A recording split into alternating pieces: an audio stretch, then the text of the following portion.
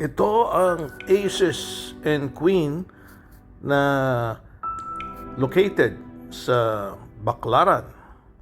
At dito, napakaraming action or money game. At ang ambience nila, napakaganda. Especially kung gusto mong kumain ng barbecue at street food. Nandito na lahat sa lugar ng Aces and Queen.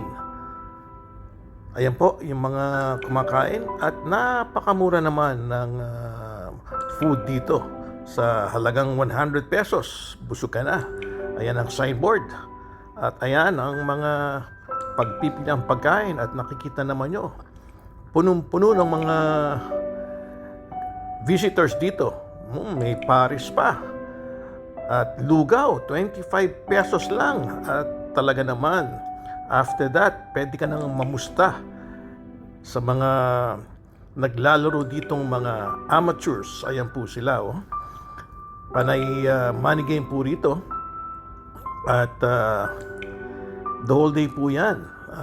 Meron din silang table sa taas para sa mga VIP. Mamaya makikita nyo. Kung gusto po nyo magpunta rito sa Aces and Queens, kontakin lang po nyo si Gnot or sa kanyang Facebook, Enrico Galo Ignacio. Yan po si Gnot na napakahilig sa larangan ng bilyar. Ito na po ang yan po si Gnot at yan po ang kanilang VIP room para sa mga big time money game.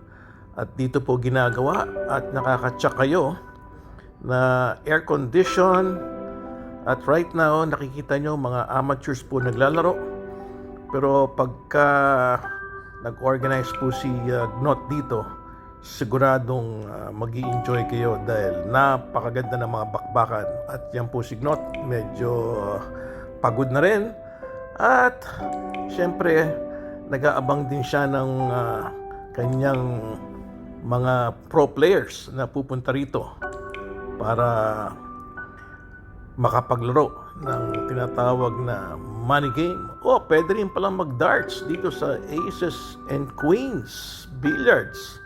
Dito po yan sa, again, sa may Manila po. Pero para hindi po kayo mawawala, pwede po nyong i-GPS ang Gigi Reyes dito sa yan po, nagbebenta na rin ng J Flowers ang Aces and Queens. So salamat po sa inyong pagpapanood.